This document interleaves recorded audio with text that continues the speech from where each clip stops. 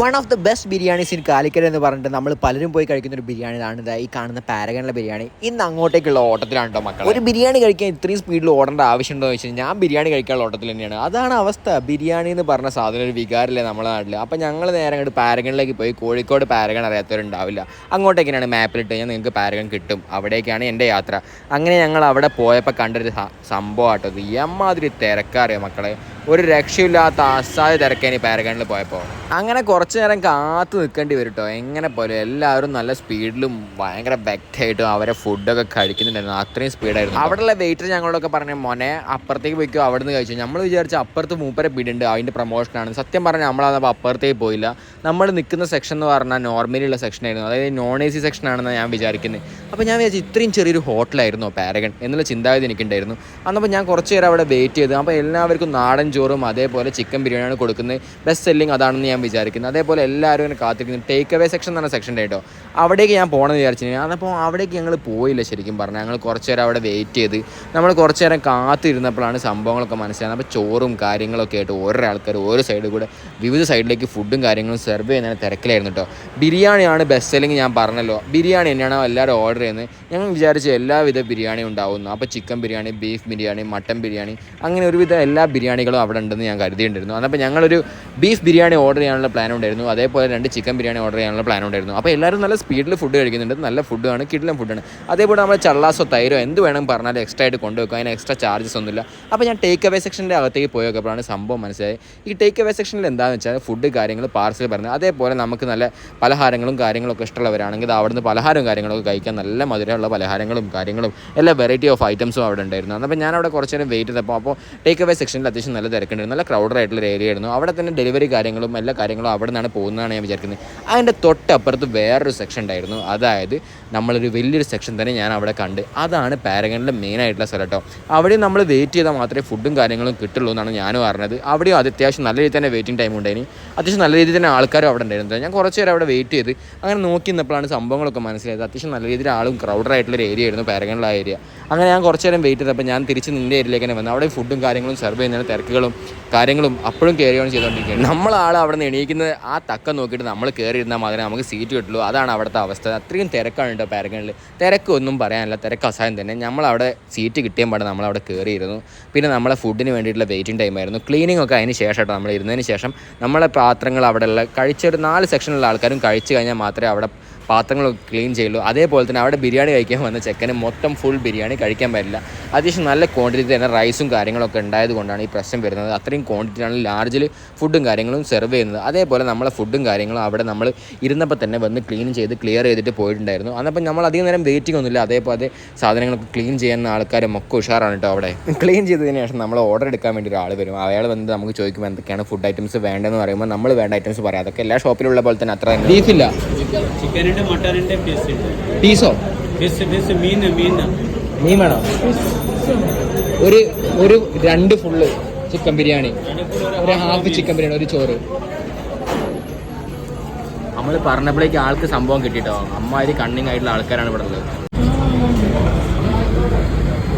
Beef ഇവിടെ ഉണ്ടാവല്ലേ? Beef biryani ഉണ്ടാവല്ല. എന്തുകൊണ്ടാണ്? ആ ചില്ലി ഉണ്ട്, ബിരിയാണി ഉണ്ടാവില്ല. റീസൺ എന്താ? റീസൺ എന്താ? ബീഫ് ബിരിയാണി ഉണ്ടാക്കൂല, പാരഗണിലില്ല. അതാണ് പ്രത്യേകത. ബീഫ് ബിരിയാണി പാരഗണിൽ ഉണ്ടാവില്ല, അത് മാത്രമല്ല പ്രത്യേക റീസൺ ഒന്നുമില്ല. അതാണ് പറഞ്ഞത്. ഇപ്പോൾ ഉള്ളത് കഴിക്കുക അങ്ങനെയൊന്നും പറഞ്ഞില്ല കേട്ടോ. അങ്ങനെയൊന്നും പറഞ്ഞില്ല. നമ്മൾ അതുകൊണ്ട് തന്നെ ഒരു ഊണായിരുന്നു പറഞ്ഞത്. ഊണും കാര്യങ്ങളൊക്കെ അത്യാവശ്യം നല്ല സ്പീഡിൽ തന്നെ എത്തിയിട്ടുണ്ട്. നമ്മൾ പറഞ്ഞ ഓർഡർ എല്ലാം ഓൾറെഡി സെറ്റിട്ട് റെഡി ആയിട്ടുണ്ടായിരുന്നു. അതപ്പോൾ നമ്മൾ പറഞ്ഞ ഐറ്റംസ് അന്നപ്പോൾ തന്നെ വരും. അതേപോലെ തന്നെ ഇതിനകത്ത് ഏറ്റവും നല്ല അടിപൊളി സാധനം എന്ന് പറഞ്ഞാൽ ഞാൻ കഴിച്ചപ്പോൾ എനിക്ക് ഫീൽ ചെയ്തത് അച്ചാറായിരുന്നു. അച്ചാർ അടിപൊളി ടേസ്റ്റാണ്. അതേപോലെ തന്നെ അതിൻ്റെ കൂട്ടത്തിലുണ്ടായിരുന്ന ചമ്മന്തി ഉണ്ടായിരുന്നു. അപ്പോൾ ചമ്മന്തിയും അച്ചാറും കൂടെ മിക്സ് ചെയ്തിട്ട് ഒരു പിടുത്തം പിടിക്കാനുള്ള ഒരു പ്ലാനിങ് ആയിരുന്നു. അതുകൊണ്ട് തന്നെ ചമ്മന്തിയും അതേപോലെ തന്നെ നല്ല ചള്ളാസും കാര്യങ്ങളും ഒക്കെ വിളമ്പിയിട്ടാണ് ഫുഡ് ഐറ്റംസ് അങ്ങോട്ട് സെർവ് ചെയ്യാൻ തുടങ്ങും കേട്ടോ. അങ്ങനെ ചമ്മന്തിയും അച്ചാറും ചള്ളാസും എല്ലാം കൂടെ ആയിട്ടൊരു വിവിധ തലം വെറൈറ്റി ആയിട്ടുള്ളൊരു ഫുഡ് ഐറ്റംസ് തന്നെ പറയാം. അപ്പം നമ്മൾ ഫുഡും കാര്യങ്ങളൊക്കെ ഓർഡർ കൊടുത്ത് ബിരിയാണി അടക്കം ആസ് പെർ പ്രകാരം സംഭവം എത്തിയിട്ടുണ്ടായിരുന്നു. നല്ല ബിരിയാണിയാണ്, കാണുമ്പോൾ തന്നെ നല്ല ടേസ്റ്റ് തോന്നുന്നു വിചാരിച്ച് നമ്മൾ അങ്ങ് എടുത്ത് കഴിക്കാൻ വേണ്ടിയിട്ടുള്ള പ്ലാനിങ് ആട്ടോ. ബിരിയാണി അങ്ങോട്ട് പാത്രത്തിലേക്ക് തട്ടുകയാണ്. അത്യാവശ്യം നല്ല ക്വാണ്ടിറ്റിയിൽ തന്നെ റൈസ് ഉണ്ടായിരുന്നു. അതുകൊണ്ട് തന്നെ തട്ടിയിട്ടും തീരുന്നില്ല, അത്രയും തോന്നുന്നുണ്ടായിരുന്നു കേട്ടോ. റൈസ് തട്ടിയാൻ പാട് ഞാൻ വീഡിയോ എടുക്കുന്നതിൻ്റെ പ്രശ്നം കൊണ്ട് കുറച്ച് റൈസ് എൻ്റെ മേലേക്കും ആയിട്ടുണ്ടായിരുന്നു. പറഞ്ഞിട്ട് കാര്യമില്ല, അത് ഞാൻ എടുത്ത് പാത്രത്തിലേക്ക് തന്നെ തിരിച്ചിട്ടുണ്ട് കേട്ടോ. അത് വേറെ കാര്യം, ഞാൻ കഴിക്കുമ്പോൾ ഫുഡ് വേസ്റ്റ് ചെയ്യരുതല്ലോ. പീസ് എന്ന് പറയുമ്പോൾ 2 പീസ് ഫുള്ള് പറഞ്ഞാൽ ചിക്കൻ ബിരിയാണി 2 പീസ് ചിക്കനാണ് ഉണ്ടാവാറ്. 2 പീസ് ചിക്കനും അതേപോലെ തന്നെ നല്ല റൈസും. ചിക്കൻ കണ്ടില്ലേ, നല്ല ചിക്കനാണ്.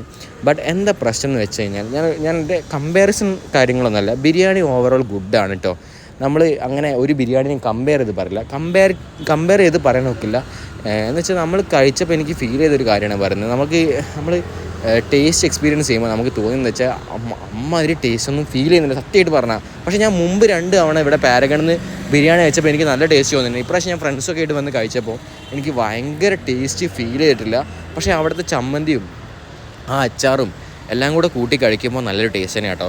നല്ല ടേസ്റ്റ് എന്ന് പറഞ്ഞാൽ നമ്മൾ പണ്ട് കഴിച്ച ആ ടേസ്റ്റ് എനിക്കിപ്പോൾ പാരഗണിൽ ഫീൽ ചെയ്യുന്നില്ല, അത്രയും ഞാൻ പറയുന്നുള്ളൂ. അല്ലാതെ പാരഗൺ മോശമാണ് ബിരിയാണിയിലൊന്നും പറഞ്ഞില്ല. അത്രയും അടിപൊളി എന്തോ ഗിന്നസ് ബുക്ക് വേൾഡ് റെക്കോർഡിൽ എന്തൊക്കെയോ വന്നതാണ് എന്നൊക്കെ കേട്ടിട്ടുണ്ട്. അന്നപ്പം ബിരിയാണിൻ്റെ ഓവറോൾ ടേസ്റ്റ് കമ്പാരിറ്റീവ്ലി ഗുഡാണ്. ബട്ട് ഇനി നമ്മൾ ശരിക്കും ഒരു ഫുഡ് കഴിക്കുമ്പോൾ നമ്മൾ സ്വതവേ എൻ്റെ ചിന്താഗതിയാണ് ഞാൻ പറയുന്നത്. അപ്പോൾ നമ്മൾ ഫുഡ് കഴിക്കാൻ പോകുമ്പം ടേസ്റ്റിലുപരി നമ്മൾ എത്ര ആവും ബില്ല് എന്നുകൂടെ ചിന്തിക്കാറുണ്ട്. അപ്പോൾ 200 രൂപയാണ് നമ്മളൊരു ഫുള്ള് ചിക്കൻ ബിരിയാണി കഴിച്ചാൽ ആയിക്കഴിഞ്ഞാൽ നമുക്ക് ടേസ്റ്റും കൂടെ കംഫർട്ടബിൾ അല്ലെങ്കിൽ നമുക്കൊരു വിഷമം വരും. അങ്ങനെ സ്വതവേ ഉണ്ടാകുന്ന പ്രശ്നങ്ങളാണ്. അപ്പോൾ നമ്മൾ ബിരിയാണിയും കാര്യങ്ങളൊക്കെ കഴിച്ച് കഴിഞ്ഞപ്പോൾ നമുക്ക് ബില്ലും കാര്യങ്ങളും എത്തിയിട്ടുണ്ടായിരുന്നു. ബില്ല് ഏകദേശം ഒരു ചിക്കൻ ബിരിയാണി എല്ലാം കൂടെ കഴിച്ചപ്പം 614 രൂപയാണ് ബില്ലായത്. അതായത് ഒരു ഫുൾ ചിക്കൻ ബിരിയാണിക്ക് ഏകദേശം 200 റുപ്പീസാണ് ചാർജ് ചെയ്യുന്നത്. അപ്പോൾ നമ്മൾ ബില്ലും കാര്യങ്ങളും കൊടുത്ത് 614 ആയിരുന്നത്.